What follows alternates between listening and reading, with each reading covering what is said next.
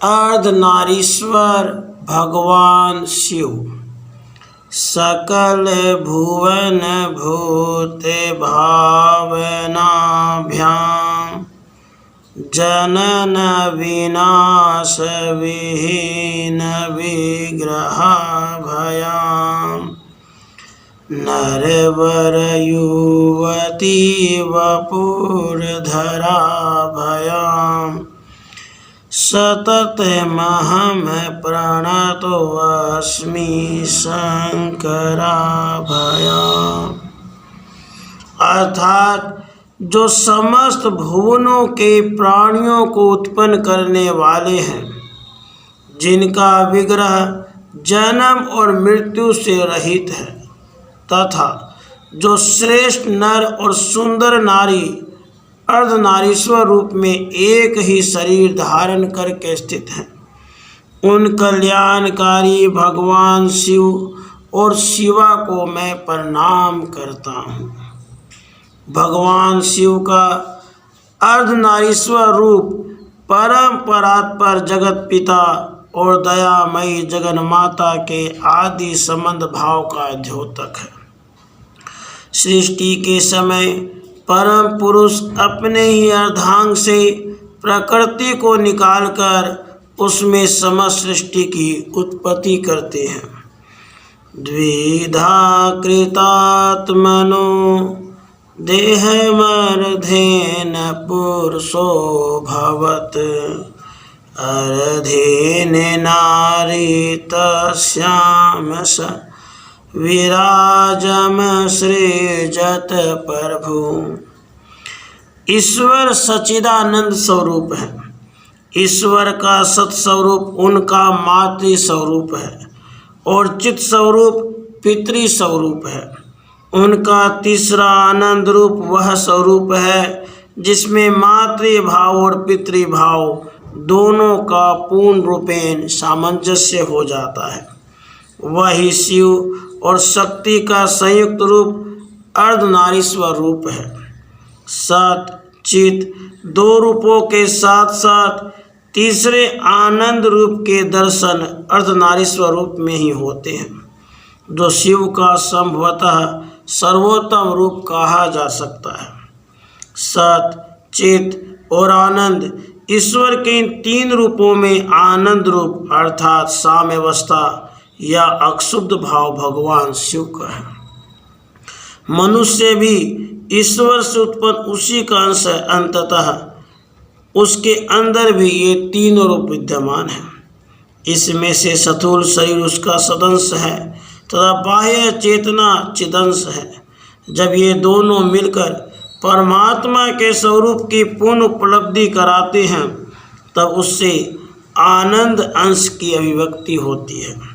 इस प्रकार मनुष्य में भी सत चित की प्रतिष्ठा से आनंद की उत्पत्ति होती है। स्त्री और पुरुष दोनों ईश्वर की प्रतिकृति हैं। स्त्री उनका सद्रूप है, पुरुष चिद्रूप, परंतु आनंद के दर्शन तब होते हैं जब ये दोनों मिलकर पूर्ण रूप से एक हो जाते हैं। शिव गृहस्थों के ईश्वर हैं। विवाहित दंपति के उपास्य देव हैं। शिव स्त्री और पुरुष की पूर्ण एकता के व्यक्ति हैं। इसी से विवाहित स्त्रियां शिव की पूजा करती हैं। भगवान शिव के अर्धनारीश्वर अवतार की कथा। पुराणों के अनुसार लोक पितामह ब्रह्मा जी ने पहले मानसिक सृष्टि उत्पन्न की थी। उन्होंने सनक सनंद आदि अपने मानस पुत्रों का सृजन इस इच्छा से किया था कि ये मानसिक सृष्टि को ही बढ़ाएं, परंतु उन्हें सफलता नहीं मिली। उनके मानस पुत्रों में प्रजा की वृद्धि की ओर प्रवृत्ति नहीं होती थी।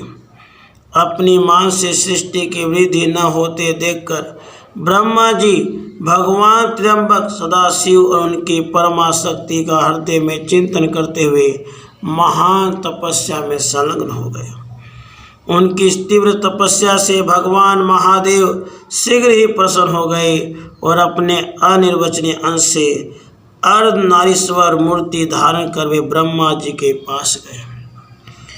तया परमया शक्तया भगवन्तमत्यम्बकं सचिन्तये हृदये ब्रह्म तताप परमं तपः तीव्रेण तपसा तस्य युक्तस्य परमेष्ठिनः अचिरेणेव कालेन पिता सप्रतुतोषः ततः केनचिदंशेन मूर्तिमावेश्य कामपि अर्धनारीश्वरो भूत्वा ययौ देव स्वयं हरः।